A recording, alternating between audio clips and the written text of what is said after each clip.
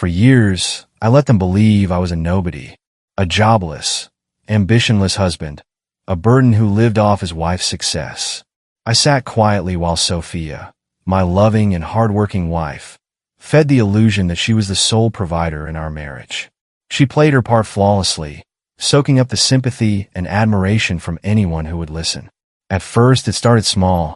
She would laugh at dinner parties when someone joked about me being unemployed. Then, the comments got sharper, more public, more cruel. "He stays at home all day," she'd sigh, shaking her head dramatically. "I don't even know what he does with his time." People laughed. They patted her back.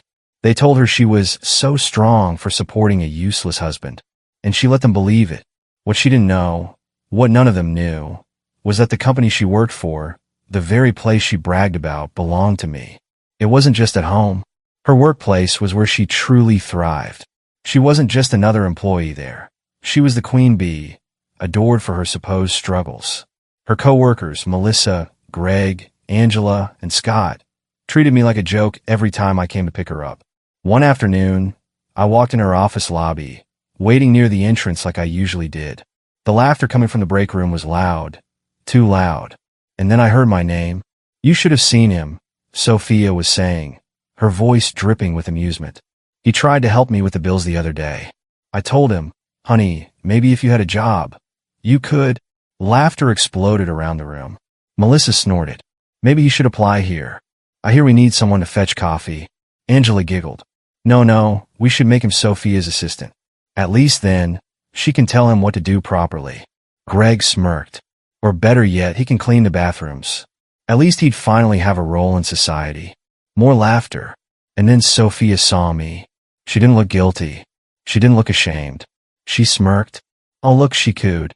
"Here he is, probably hoping I'll buy him dinner again." The entire room roared with laughter. I stood there, emotionless, letting the scene burn itself into my mind. I took in every smirk, every mocking glance, every cruel word, because soon, their laughter would be replaced with fear.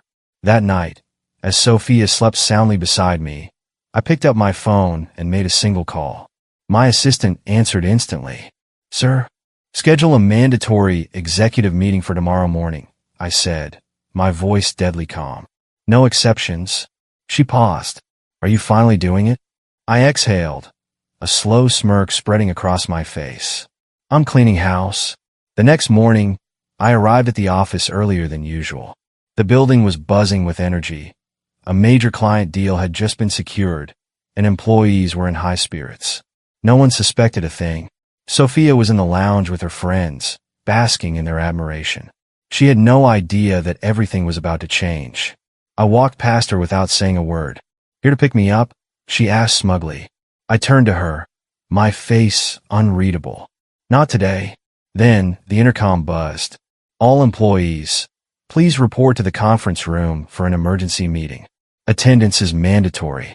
Sophia frowned. "What's going on?" I didn't answer. I just kept walking. She, along with everyone else, followed. The conference room was packed. Dozens of employees whispered among themselves, confused and intrigued. At the front of the room, the CEO's chair sat empty. I walked straight to it, sat down, and the room fell silent. Melissa's jaw dropped. Greg stiffened. Angela froze mid-sip of her coffee. Sophia? She looked like she had seen a ghost. I let them sit in it, let the realization sink in before I finally spoke. "For those of you who don't know me," I said, my voice steady, "my name is Daniel Wright. And as of today, I will be making some changes to this company." Melissa was the first to crack. She let out a nervous laugh. "What kind of joke is this?" I didn't smile. I pressed a button on my remote, and the screen behind me lit up. Financial records, emails, transactions, proof of every dirty little secret. The blood drained from Greg's face. Angela's hands shook. Scott's breathing became shallow. And Sophia? She wasn't breathing at all. I stood up, pacing slowly, letting the weight of their sins crush them. "Melissa," I said smoothly, "would you like to explain why company funds were being transferred to your personal accounts?" She choked on air. That's a mistake." I turned to Greg. "And you?" I tapped the screen. "Those inflated sales reports you submitted?" They don't match the actual revenue. Greg visibly shook. I clicked again. Angela's HR cover-ups. Another click. Scott's leaked company secrets. One by one, their carefully built lies collapsed. I leaned back in my chair. You all laughed at me, I said. Mocked me. Called me a failure. Silence. You thought I was beneath you. More silence. Well, I smirked. Now, you're all fired. Security stepped in. Melissa screamed. Greg begged. Angela cried. Scott turned red with rage. And Sophia? She looked like her entire world had just shattered. Sophia turned to me, her voice barely a whisper. Daniel, tell me this is a joke. I met her gaze, cold and unyielding. I'm not laughing. I slid a folder across the table. Your bank accounts are closed. Your access is revoked. And this? She hesitated before looking down. Divorce papers. Her breath hitched. You're divorcing me? I exhaled slowly, tilting my head. No, Sophia. You divorced yourself the day you chose mockery over respect. Tears welled in her eyes. I stood, adjusting my suit. You spent years making me feel like nothing. And now I met her broken gaze. You're the one with nothing. And with that, I turned and walked away. The room was dead silent as I turned my back on them. The same people who once laughed at me, ridiculed me, and treated me like a joke were now sitting in stunned silence, watching their lives fall apart in real time. Security stepped in, waiting for my command. Melissa tried to argue, her face twisted with panic. You can't do this. I was just following orders. Greg's hands clawed at his tie, sweat beading on his forehead. Please, Daniel. I held up a hand, silencing them. You should have thought about this before you treated me like dirt. Angela, who had spent years smirking in Sophia's shadow, sobbed into her hands. Scott's jaw clenched. This is a power trip, isn't it? You're just getting off on this. I chuckled, shaking my head. No, Scott. This is justice. Sophia, meanwhile, was still frozen in place. She hadn't spoken, hadn't moved. For the first time in our marriage, she had no words. She looked at the divorce papers, her hands shaking as she flipped through the pages. This isn't happening, she whispered, her voice barely above a breath. You don't mean this? I tilted my head, watching her carefully. Oh, I mean it. Her head snapped up, and for the first time, her eyes held fear. Real fear. You can't just throw everything away, she said, her voice breaking. We build a life together. I let out a humorless chuckle. You build a lie, Sophia, and you build it on my name? She flinched. The confident, smug woman who once stood above me, mocking me, humiliating me in front of her coworkers, her friends, our family, was now sitting in front of me completely shattered. I waited for the fake tears, the manipulative apologies, but they never came. She was too stunned to even lie. I turned to security. Escort them out. Melissa let out a shriek of rage, trying to shove her way toward me. You'll regret this, Daniel. I swear. Greg begged. I have kids, Daniel, please. Angela screamed. You're a monster. Scott clenched his fists. You won't get away with this. One by one, they were dragged out, their carefully built careers crashing down around them. And then there was only Sophia. Security waited. I gave her one last long look. I trusted you, I said, my voice quiet. I gave you everything. Her eyes glistened with tears, but I felt nothing. Now you have nothing. And with that, I walked out. The news spread like wildfire. The moment those 4 disgraced employees were thrown out, the entire office knew. Whispers filled the halls. Sophia's name was tarnished overnight. For years, she had painted herself as a hard-working, independent woman carrying a lazy husband. But now, everyone saw the truth. Her image was ruined, and that was only the beginning. That night, when I arrived home, Sophia was already there. She sat on the couch, her eyes red and swollen. Daniel, please, we need to talk. I walked past her, grabbed a suitcase, and started packing my things. Her breathing hitched. Why, you're not serious? You're really leaving? I zipped the suitcase shut and turned to her. You made your choice, Sophia. Tears spilled down her face. Daniel, I messed up. I let it get too far. I got caught up in the attention. I laughed. A deep, bitter laugh. Too far? Sophia, you treated me like I was beneath you. You made a joke out of me, and you loved every second of it. She sobbed harder, but I didn't care. I grabbed my keys, my suitcase, and walked toward the door. She ran to me, grabbing my arm desperately. Don't do this, Daniel. Please. I need you. I slowly pried her fingers off me. No, Sophia. I stepped out, looking at her one last time. You needed me when I was the man you could step on. But I don't need you at all. Then I shut the door in her face. The next day, she tried to come into the office. Her badge was deactivated. She wasn't allowed in. She called my assistant, my legal team, even our mutual friends. No one would help her. Her perfect world was collapsing, piece by piece. She had spent years living off my power without even knowing it. And now, she had nothing. A week later, she showed up at my new apartment. She was a mess. Her hair tangled, her eyes sunken. I just want to talk, she said, her voice small. I leaned against the doorframe. Why? She swallowed hard. Because I love you. I smirked, shaking my head. No, Sophia. You love the power, the status, the attention. You love the idea of me being weak. She reached for my hand, but I pulled away. Her lips trembled. I can change, Daniel. I'll be better. Just give me another chance. I studied her for a long moment. Then I stepped back, holding the door open. You really want another chance? She nodded quickly, hope flickering in her eyes. I smiled, then turned around, walk away, and never come back. Her face crumpled, and her shoulders shook with quiet sobs. She realized, in that moment, that she had truly lost me. Without another word, she turned and walked away. And I never looked back. Over the next few months, Sophia's life completely unraveled. She lost her job, her social circle, her reputation. People who once admired her now avoided her. She was nothing without me. And me? I thrived. My company flourished under my leadership, free from toxicity. I traveled. I met new people. I built a life I actually enjoyed. One day, I got a message from an unknown number.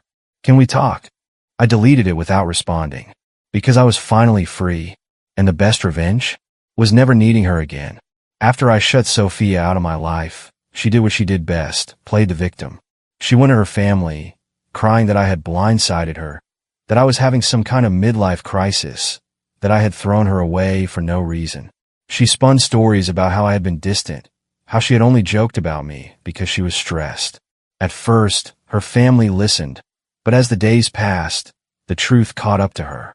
My side of the story had already spread, and it wasn't just my version. It was the undeniable truth. People at her office had witnessed how she treated me, how she mocked me to my face, how she made me her joke. She had publicly humiliated me so many times, and now, there was no covering it up. She turned to her friends next, expecting sympathy, but they had heard the real story too. The people she once trusted slowly distanced themselves, uncomfortable with the fact that she had spent years tearing me down while living off my money, without even knowing it. For the first time in her life, Sophia had no one to run to.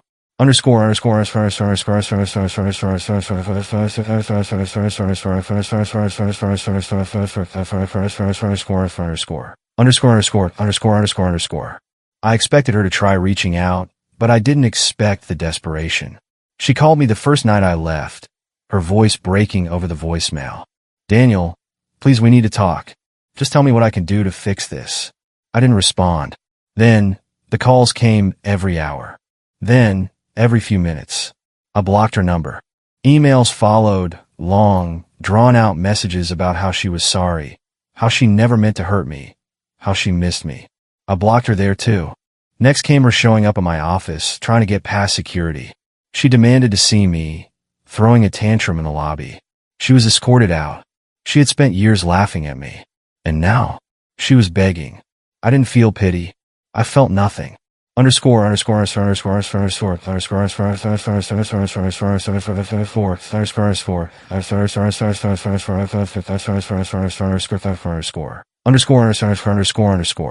Without my financial support, Sophia's entire life fell apart in weeks.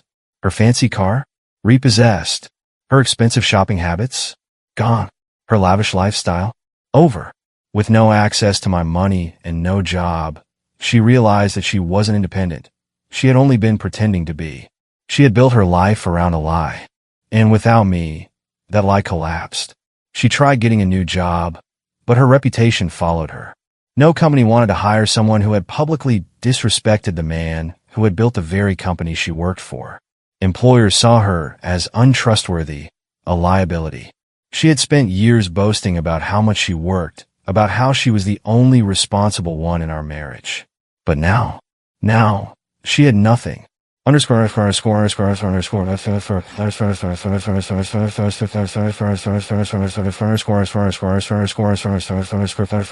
Score.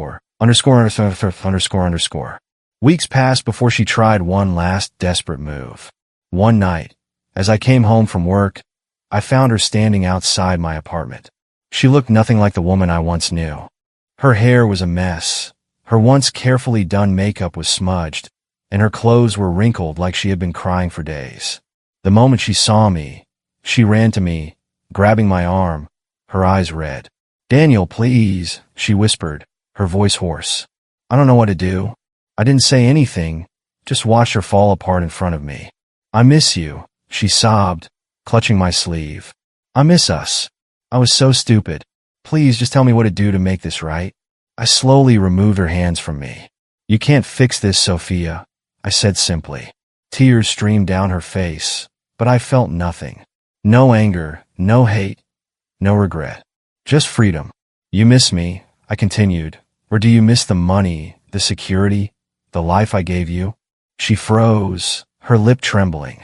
She wanted to deny it, but she knew the truth as much as I did. I sighed, stepping back. "Go home, Sophia. There's nothing left here for you."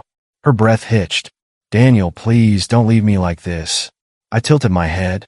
"You left me a long time ago. You just didn't notice." And then I shut the door in her face.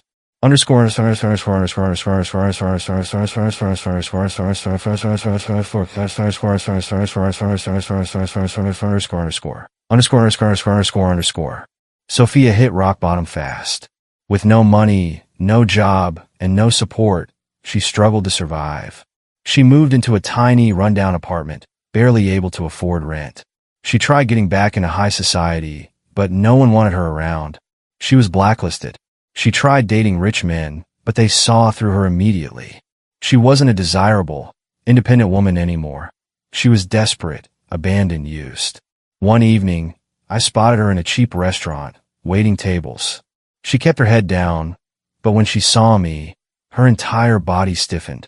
Greg and Melissa, the same people who used to mock me, were sitting at a table nearby. They saw her too. Greg smirked. "Guess karma really got you, huh, Sophia?" Melissa laughed. "I thought you were too successful to be a waitress." Sophia said nothing. She just walked away, humiliated. For years, she had looked down on me. Now, she had become me.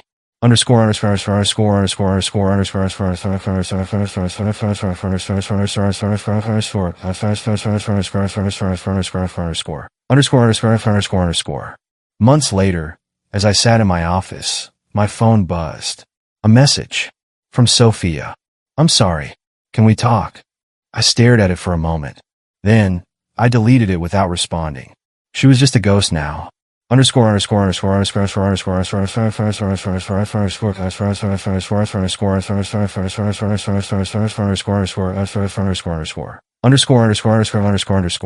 Life moved on. My company thrived under my leadership. I traveled. I met new people, new love, new possibilities. Meanwhile, Sophia lost everything. She tried reaching out one last time, but she had become nothing more than a distant memory. She had burned every bridge. And now, she was trapped in the life she had once laughed at.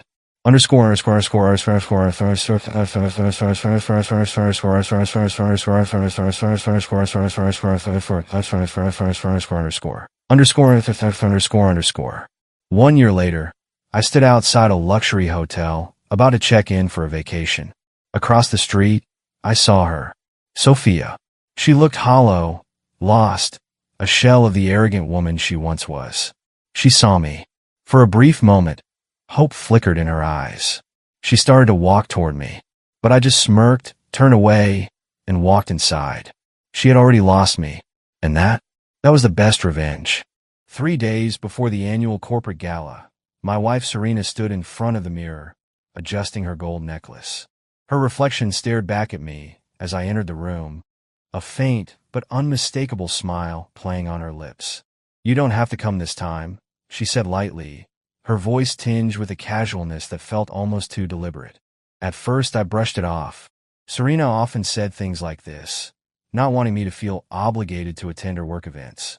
But this time, something about the way she said it stuck in my mind. There was a flicker in her eyes, a flash of something I couldn't quite place. "Why not?" I asked, sitting on the edge of the bed and watching her closely. "It's just one of those boring work things," she replied, her tone airy. "A bunch of advertising executives patting themselves on the back. I'll be home before you know it." It wasn't the words that lingered. It was the delivery. Serena had always been a social butterfly, thriving in the spotlight and charming everyone in the room. In our 25 years of marriage, I'd attended countless galas, fundraisers, and networking events by her side.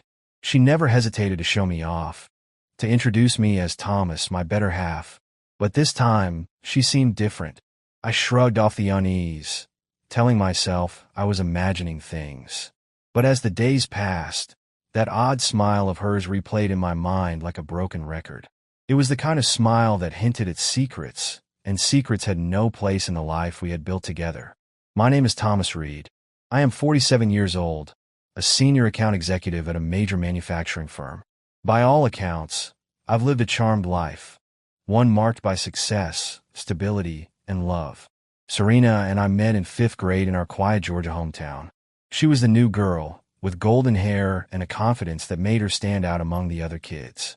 I was smitten from the start, though it took years for me to work up the courage to talk to her.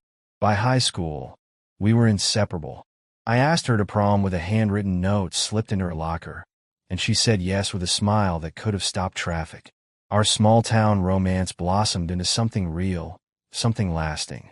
When we both got into the University of Georgia, it felt like fate. We shared a tiny apartment off campus, scraping by on part-time jobs and student loans. Those were some of the best years of my life. Nights spent dreaming about our future, mornings filled with the smell of cheap coffee and the sound of her humming in the kitchen. We got married a week after graduation. Our wedding was modest, held in the backyard of her parents' house, but it was perfect. Serena walked down the aisle in a borrowed dress, her smile brighter than any diamond. Our lives evolved quickly after our modest wedding. Serena and I moved into a small rental in the heart of Atlanta, where opportunities seemed endless. I had just landed an entry-level job at a manufacturing firm, a position that barely paid enough to cover our rent. Serena, always ambitious, found a position as a junior designer at a local advertising agency. Those early years were challenging, but exciting.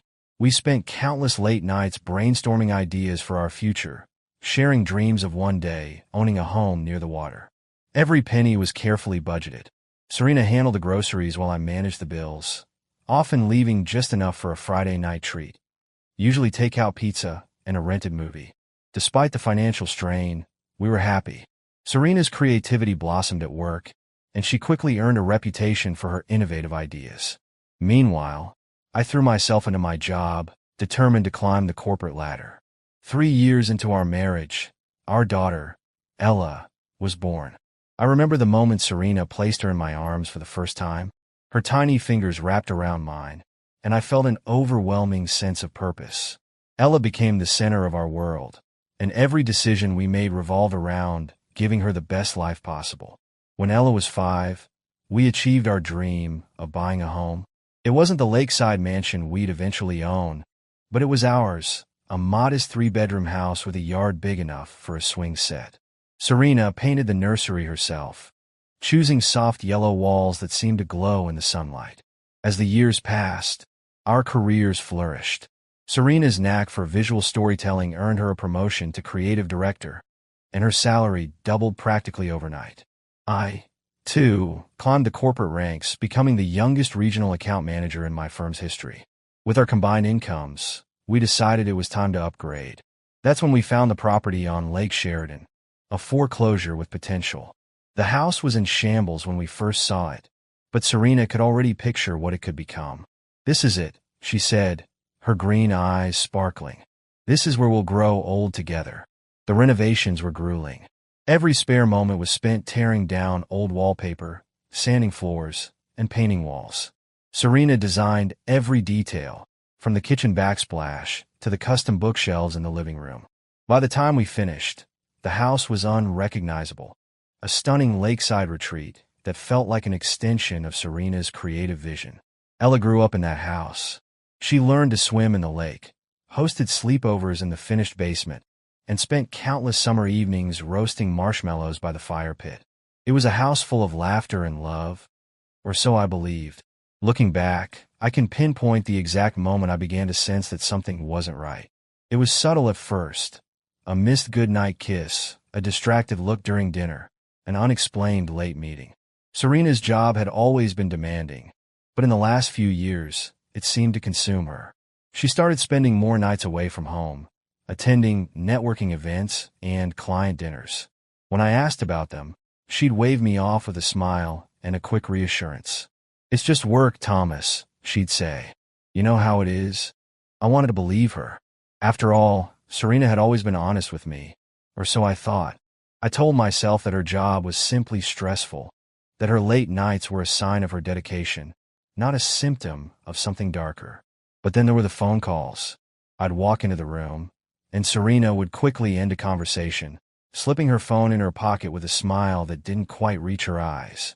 When I asked who she was talking to, she'd shrug and say, "Just a client." I brushed it off, convincing myself that I was overthinking things. Serena was my wife, my partner, the woman I had loved since childhood. Why would she lie to me? The night of the gala arrived, and despite Serena's insistence that I stay home, I decided to attend. Something about her demeanor had been bothering me all week, and I couldn't shake the feeling that I needed to see for myself. When Serena walked down the stairs in a shimmering black dress that hugged her figure perfectly, my breath caught. She was stunning, more radiant than I had seen her in years. Her blonde hair cascaded over her shoulders, and her green eyes sparkled with excitement. "You look incredible," I said, meaning every word. She smiled but didn't respond, her eyes darting toward the clock. "We should go," she said, grabbing her clutch.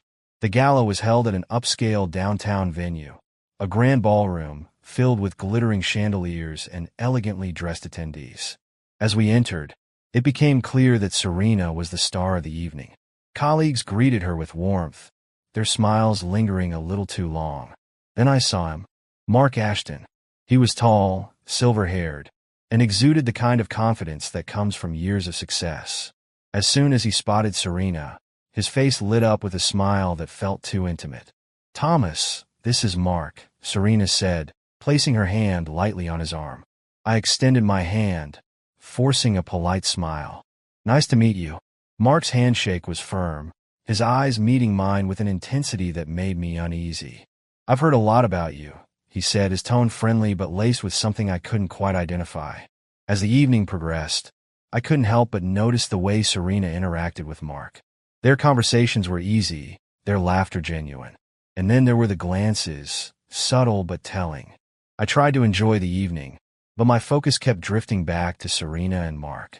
She was animated in her conversations with him, her laugh a little louder than usual, her hand brushing his arm in a way that felt too familiar. From across the room, I watched as Mark leaned in to whisper something in her ear. Serena smiled, smirked, and nodded, her eyes sparkling with a kind of excitement I hadn't seen in years. It was a smile I thought she had reserved for me.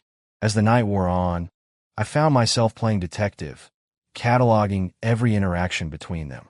The way his hand lingered on her back, the way her body angled toward him, the way they seemed to share a private world amidst the crowd.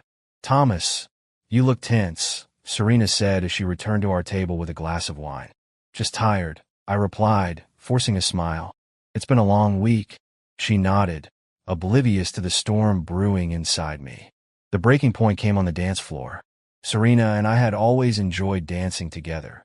It was one of the few traditions we had kept alive over the years. But that night, something was different. She seemed distracted, her movements stiff and uncoordinated. Her eyes kept darting across the room, searching for someone. I didn't have to guess who. When I spun her, I caught a glimpse of Mark standing near the bar, watching us with a smug grin. It was as if he knew something I didn't, as if he was daring me to confront him. I pulled Serena closer, lowering my voice. "Is everything okay?" "Of course," she said, her smile faltering for a brief moment.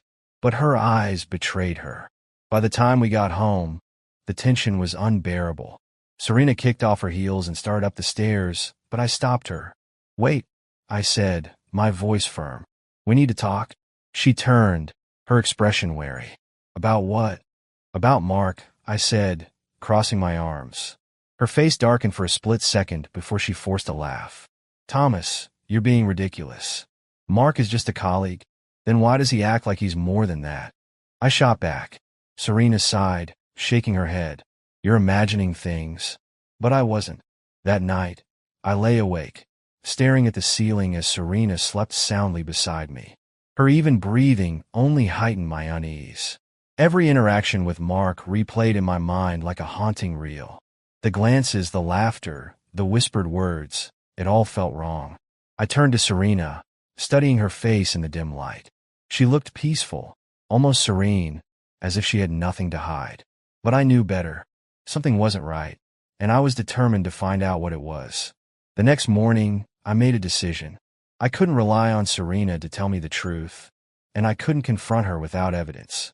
I needed answers, and I needed them fast. I reached out to a private investigator named Darren Lowe, a no-nonsense professional who came highly recommended. "I want to know everything," I told him during our first meeting. "Who she's with, where she goes, what she does. I need the truth." Darren nodded, jotting down notes. "I'll get started right away," he said. It didn't take long for Darren to uncover the first pieces of evidence. A few days later, he sent me a series of photos. There was Serena, stepping out of her car in front of a boutique hotel. Mark was waiting for her, his posture casual, but his smile smug. The photos hit me like a punch to the gut. I stared at them for hours, unable to look away. This wasn't just a suspicion anymore. It was real. Over the next 2 weeks, Darren sent me more updates. Photos of Serena and Mark walking into restaurants, sharing intimate conversations over drinks, and, worst of all, entering a hotel together. He even managed to capture audio recordings of their conversations. Hearing Serena's voice, soft, flirtatious, was like a dagger to my chest. "I can't believe how easy this is," she said in one clip, laughing. "Thomas doesn't suspect a thing." By the time Darren handed me his final report, I felt like a shell of the man I once was. The evidence was overwhelming. Photos, videos, receipts. There was no denying what was happening. But confronting Serena wasn't just about exposing the truth. It was about reclaiming my dignity. Armed with Darren's final report, I felt both empowered and hollow. Every fiber of my being wanted to confront Serena immediately, to throw the evidence on the table and demand answers. But I knew better than to act on impulse. Instead, I spent the next few days observing her. She continued her routine as if nothing had changed, oblivious to the storm brewing beneath the surface. She kissed me goodbye in the mornings, texted me updates about her day, and laughed at my jokes during dinner. But now, I saw her actions for what they were, a carefully curated performance meant to maintain the illusion of our perfect life. And every smile, every laugh, every touch felt like a betrayal. I spent nights going over Darren's report, analyzing every detail. I organized the photos, transcripts, and videos into a neat file, ready to present to Serena when the time came. But I wasn't just preparing for a confrontation. I was preparing for the fallout. I began making quiet moves to protect myself. Our joint accounts were divided, my name quietly removed from certain liabilities. I even met with a lawyer to discuss my options. "I need to know where I stand," I told her, sliding the evidence across her desk. She reviewed it with a professional detachment that both reassured and unsettled me. "You have a strong case," she said finally, "but you need to tread carefully." The tipping point came during a dinner party Serena had planned weeks ago. It was a small gathering of her colleagues, including Mark. I watched from across the room as she laughed at his jokes, her hand resting lightly on his arm. It was as if they had forgotten I was there. Or maybe they didn't care. When Mark approached me, Drink in hand, I forced a polite smile. "Thomas, it's great to see you," he said, his tone smooth. "You too," I replied, though every word felt like poison on my tongue. The evening passed in a haze of forced smiles and empty conversations. By the time the last guest left, I was seething. That night, as Serena was clearing the dishes, I placed the file on the kitchen counter. "We need to talk," I said, my voice calm but firm. She looked up, her brow furrowing. "What's this?" "Open it," I said. Her hands trembled as she flipped through the photos and transcripts. Her face drained of color, her eyes wide with shock. "Thomas, I can explain," she began, her voice shaking. "Explain?" I asked, my voice rising. "Explain what, Serena? That you've been lying to me for over a year? That you've been sneaking around with Mark?" Serena's excuses poured out in a desperate rush. "It wasn't serious," she said, tears streaming down her face. "It didn't mean anything." "It didn't mean anything?" I repeated, incredulous. "You risked our marriage, our family, for something that didn't mean anything." She sobbed, begging me to forgive her. But her words felt hollow, her tears insincere. The damage was done, and there was no going back. The next day, Ella called. "Dad, what's going on?" she asked, her voice tinged with worry.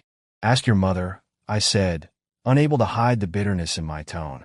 She hesitated, then said, "She told me you're overreacting, that it was just a misunderstanding." "A misunderstanding." The words ignited a fresh wave of anger. "It's not a misunderstanding, Ella," I said. "Your mother betrayed me." To my dismay, Ella sided with Serena. "Dad, it's not that big of a deal," she said dismissively. "People make mistakes." "Mistakes?" I repeated, my voice trembling with anger. "This wasn't a mistake, Ella. This was a calculated choice."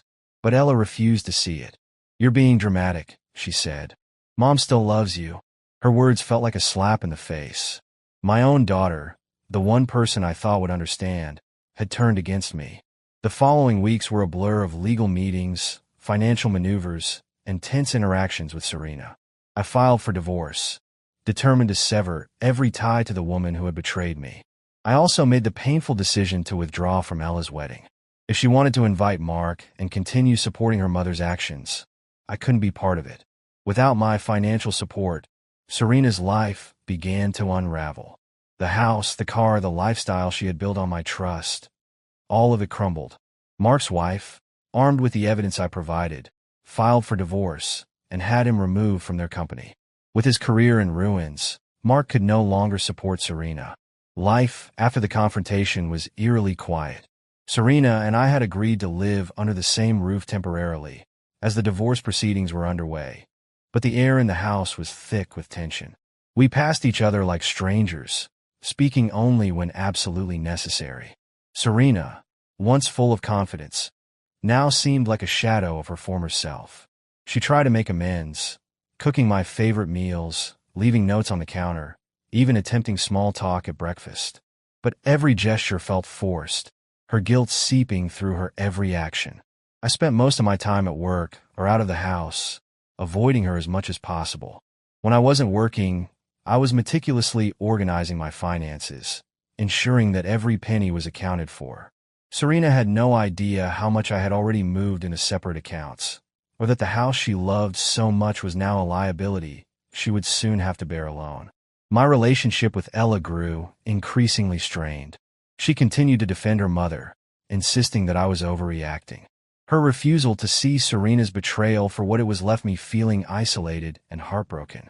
One evening, Ella called, her tone cold and detached. "Dad, I don't understand why you're making this so difficult. Mom's trying to fix things. Why can't you just forgive her?" "Forgive her?" I replied, my voice heavy with disbelief. "Ella, this isn't about a simple mistake. She made a choice that destroyed our family." Ella sighed, clearly frustrated. "You're acting like you've never made a mistake." "People aren't perfect, Dad." Her words stung. I wanted to remind her of all the sacrifices I had made for our family, all the times I had put their happiness above my own. But instead, I simply said, "When you're ready to have an honest conversation, you know where to find me." The ripple effects of Serena's affair extended far beyond our family. Mark's wife, Meredith, had been relentless after receiving the evidence I provided. Not only did she file for divorce, but she also leveraged her position at their advertising agency to have Mark terminated. Without his job, Mark's financial stability crumbled. I heard through mutual acquaintances that he had moved out of his upscale condo and was now renting a modest apartment on the outskirts of town. His once pristine reputation was tarnished, and his social circle had all but disappeared. Serena, too, felt the impact of Mark's downfall. With his support gone, she was left to face the harsh reality of her choices. The luxury vacations, the shopping sprees, the extravagant dinners, they were all relics of a life she could no longer afford. The day Serena received the foreclosure notice was the day I knew I was finally free. She had ignored the mounting bills for months, convinced that I would swoop in to save her. But I had no intention of rescuing her from the mess she had created. When she confronted me, her voice was a mixture of anger and desperation. "Thomas, you can't just let the house go. This is our home." "No, Serena," I replied, my tone cold and unwavering. "This was your home, and you made it clear you didn't value it. Or me." Her eyes filled with tears, but I felt nothing. I had spent too long trying to fix a marriage that she had already destroyed. With the divorce finalized, I packed my belongings and left the house for good. I bought a small property in Florida, a modest beachside cottage that felt like a sanctuary. My days were simple but fulfilling. I took long walks along the shore, spent afternoons reading on the porch, and rediscovered hobbies I had long forgotten. For the first time in years, I felt at peace. I occasionally heard updates about Serena and Ella. They had moved into a cramped apartment in a less-than-ideal neighborhood, struggling to make ends meet. Mark had disappeared from their lives entirely, leaving Serena to face the consequences of her actions alone. As I sat on the porch one evening, watching the sun dip below the horizon, I reflected on the journey that had brought me here. The pain of Serena's betrayal had been overwhelming, but it had also forced me to confront truths I had long ignored. I had spent so much of my life building a future for my family, sacrificing my own happiness for theirs. But in the end, it was those sacrifices that had given me the strength to rebuild. Freedom wasn't just about leaving behind a toxic relationship. It was about reclaiming my sense of self, my dignity, and my happiness. As the waves crashed against the shore, I smiled to myself. My life was far from perfect, but it was mine, and for the first time in years, that was enough. That evening, as I watched Diana laugh at some sitcom rerun on the couch, I couldn't help but marvel at her infectious energy. Her laughter filled the room, spilling over like a melody I had come to cherish. She had always been this way, effortlessly radiant and full of life. Tonight, though, something about her seemed different. The way her eyes sparkled and her cheeks flushed with mirth felt like a light that burned a little brighter than usual. "Ben," she exclaimed suddenly, turning toward me with a wide grin. Before I could respond, she sprang onto my lap, her arms circling my neck as she showered me with kisses. "You're so serious tonight," she teased, her voice playful, her lips grazing my cheek. Caught off guard, I chuckled, wrapping my arms around her slender frame. "Serious? I was just admiring you," I replied, leaning back to study her face. Her auburn hair tumbled in soft waves around her shoulders, framing her bright hazel eyes. She giggled, resting her forehead against mine. "Flatterer." Moments like these reminded me why I fell for her 5 years ago. Diana had this ability to pull me out of my own head, to remind me that life wasn't just about goals or achievements. It was about moments like this where nothing else mattered but the two of us. I met Diana shortly after retiring from the Navy. Transitioning back to civilian life had been a challenge. The structure and discipline of military service were all I had known for over a decade. To cope, I threw myself into fitness, channeling the intensity of my military training into building my strength and stamina. Eventually, that passion turned into a career, and I opened a gym with the savings I had accumulated during my service. My gym was more than just a business. It became a sanctuary where I could help others transform, not just their bodies, but their confidence and outlook on life. By the time Diana entered my life, the gym had become a bustling success. She was introduced to me through her brother, one of my clients. From the moment we met, there was an undeniable spark. Despite our physical contrasts, me towering at 6 feet 3 inches and built like a linebacker, and her petite frame barely reaching my shoulders, our connection was instant. Diana was 23 then, full of an exuberant charm that drew people to her like moths to a flame. We started as friends, stealing moments between her busy schedule as a real estate agent and my long hours at the gym. Those moments quickly grew into something more, and within a year, we were married. Life felt perfect, or at least as perfect as it could be. Yet, as perfect as it seemed, there were always undercurrents, subtle cracks in the foundation that I tried to ignore. Diana had a playful nature that sometimes veered into impulsivity. She would joke about things that others might find serious, and while I loved her vivacity, it sometimes left me grappling with frustration. One Sunday evening, as we lounged in the living room, sipping wine, she suddenly turned to me with a mischievous grin. "Hey, Josh from work invited me to dinner on Friday." I told him I'd go. Her words were so casual, so nonchalant, that it took me a moment to process them. "Wait," I said, setting my glass down. "You're going to dinner with a coworker?" She nodded, her grin unfaltering. "Yeah, it's just dinner. He's funny, and we got a great rapport at the office. It's nothing serious." My chest tightened as her words sank in. "Diana, do you hear yourself? You're married. Dinner with another man, especially one who isn't family, doesn't exactly scream appropriate." Her playful smile faltered for the first time, replaced by a flicker of confusion. "Ben, it's not like that. It's just dinner. You're not jealous, are you?" "Jealous?" The word felt absurd, yet her suggestion ignited a mix of emotions in me. Disbelief, anger, and an ache I couldn't name. "This isn't about jealousy, Diana. It's about respect. You're asking me to be okay with you going on what sounds an awful lot like a date?" "It's not a date," she insisted, her voice rising. "You're blowing this out of proportion." Our conversation spiraled into a heated exchange. Her insistence that it was harmless clashed with my conviction that it was anything but. By the end of the night, we were both simmering with frustration. Diana stormed off to our bedroom, and I stayed behind, staring blankly at the television, my mind racing. Over the next few days, the tension between us only grew. Diana acted as though nothing had happened, flitting around the house with forced cheerfulness. Meanwhile, I wrestled with my thoughts, wondering how we had arrived at this impasse. Friday arrived, and with it, the dreaded evening. Diana made no attempts to hide her plans. She spent hours getting ready, her usual casual demeanor replaced by something more deliberate. She wore a sleek black dress, her makeup flawless, her hair styled in soft curls.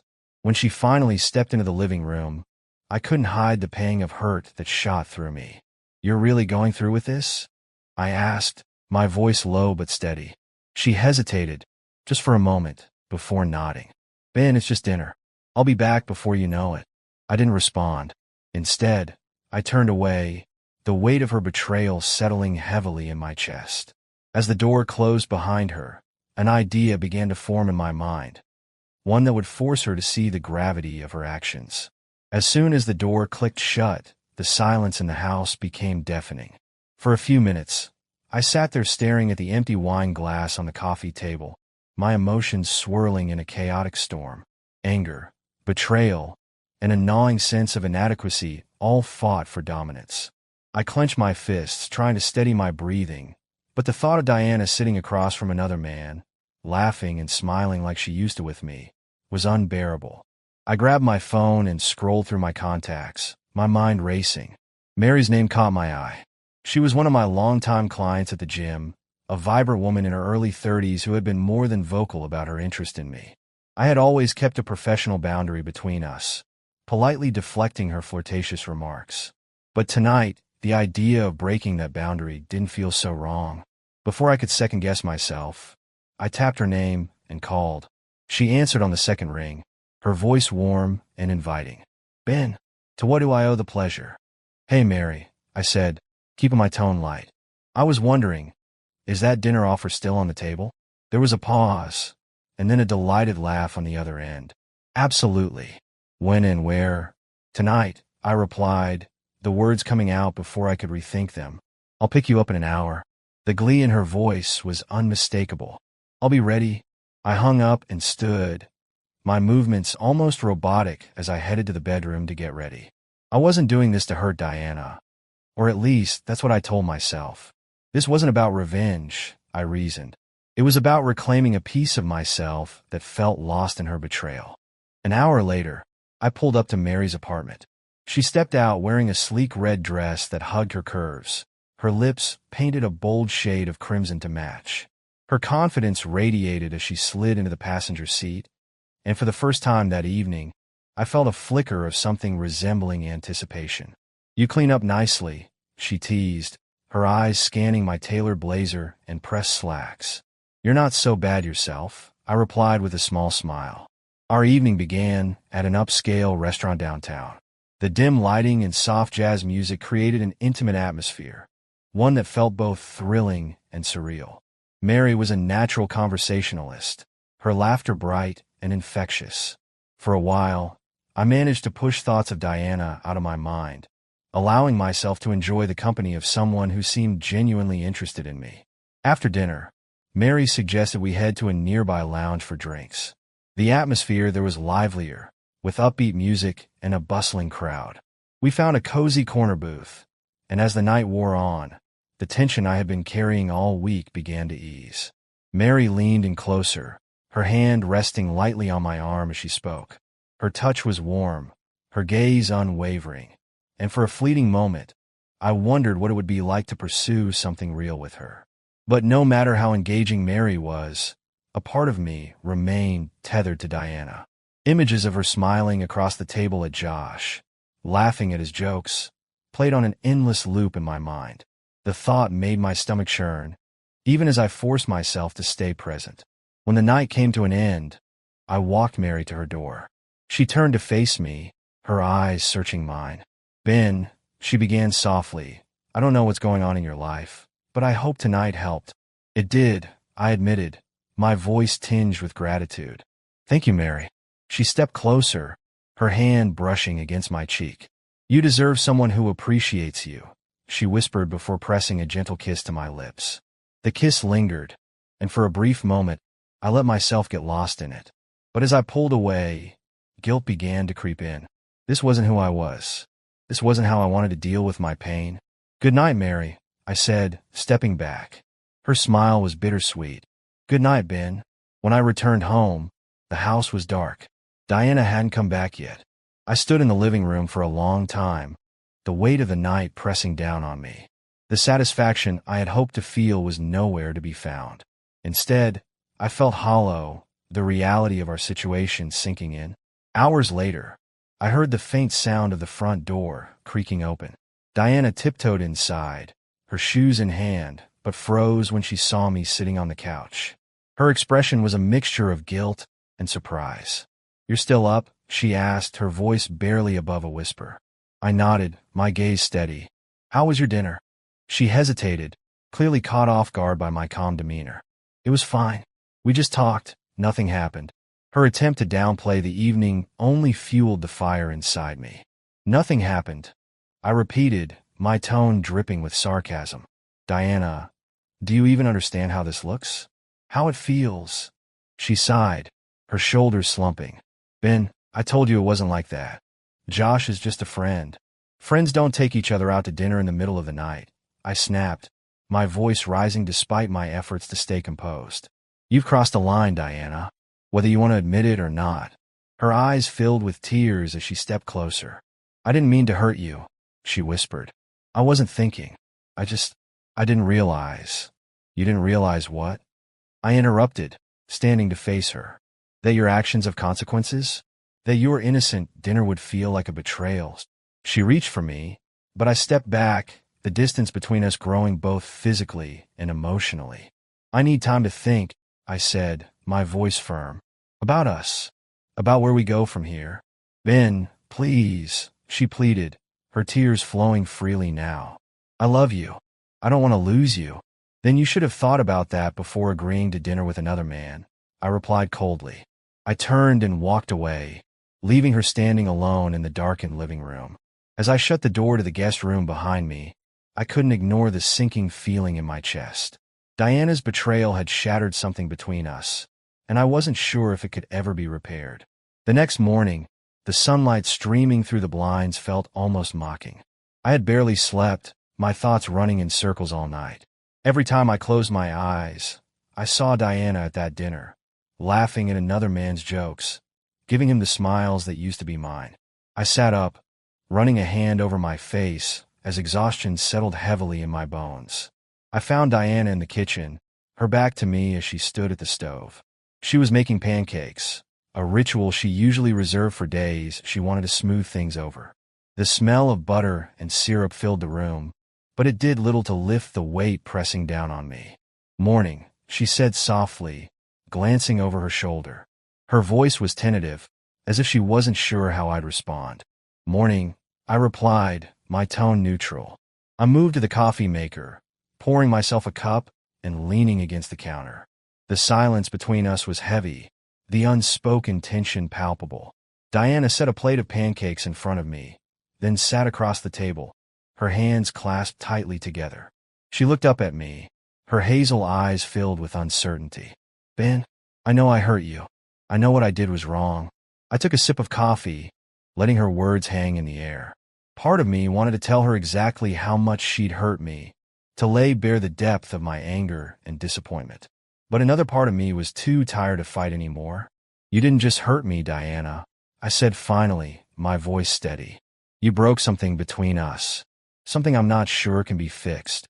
Her eyes filled with tears, and she reached across the table, her hand resting lightly on mine. "I don't want to lose you, Ben. I'll do anything to make this right. Please just tell me what to do." I pulled my hand away, the gesture making her flinch. "It's not that simple," I said, standing. "You can't just undo what you've done. Trust doesn't work like that." I left the table, grabbing my keys and heading for the door. "Where are you going?" she called after me, her voice tinged with panic. "I need some air," I replied without turning back. The sound of the door closing behind me felt like a final punctuation to the conversation. I drove aimlessly for hours, the familiar streets of our town blurring as my thoughts consumed me. Eventually, I found myself at the gym, the one place that had always offered me a sense of control.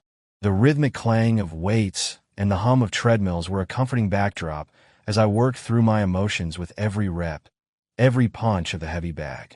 Mary was there, her presence impossible to ignore. She gave me a knowing smile as she approached, her ponytail swaying with each step. "Hey, stranger," she said, her tone light. "Rough night." "You could say that," I replied, wiping the sweat from my brow. She studied me for a moment, her expression softening. "You know, Ben, if you ever need someone to talk to—" "I appreciate that, Mary," I said, cutting her off gently. "But I've got to figure this out on my own." She nodded, her smile fading slightly. "I get it. Just don't forget you have people who care about you."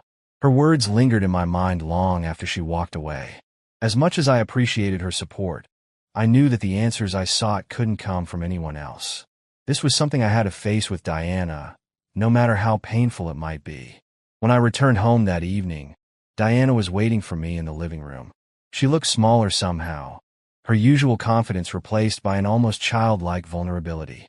"Ben," she began, standing as I entered. "I've been thinking all day, and I realize now how much I've taken you for granted." I crossed my arms, leaning against the doorway. "Go on." She took a deep breath, her hands twisting nervously. "When Josh asked me to dinner, I didn't think about how it would affect you. I didn't think about what it would mean for us. I was selfish, and I let my impulsiveness hurt you. And for that, I'm sorry." Her words were sincere, but sincerity alone wasn't enough. "Do you even understand why it hurt me, Diana? It's not just about the dinner.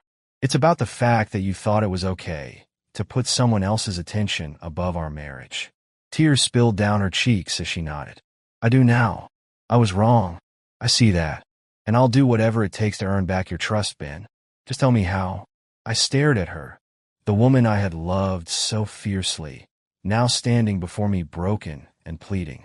Part of me wanted to forgive her, to take her in my arms and pretend none of this had happened. But another part of me, the part that still ached from her betrayal, wasn't ready. "I don't know if I can tell you how to fix this," I said finally. But if you're serious about making things right, then you need to start by proving it. Not with words, but with actions. She nodded quickly, her tears falling freely. I will. I promise. Over the following weeks, Diana made good on her promise. She went out of her way to show me how much she valued our marriage.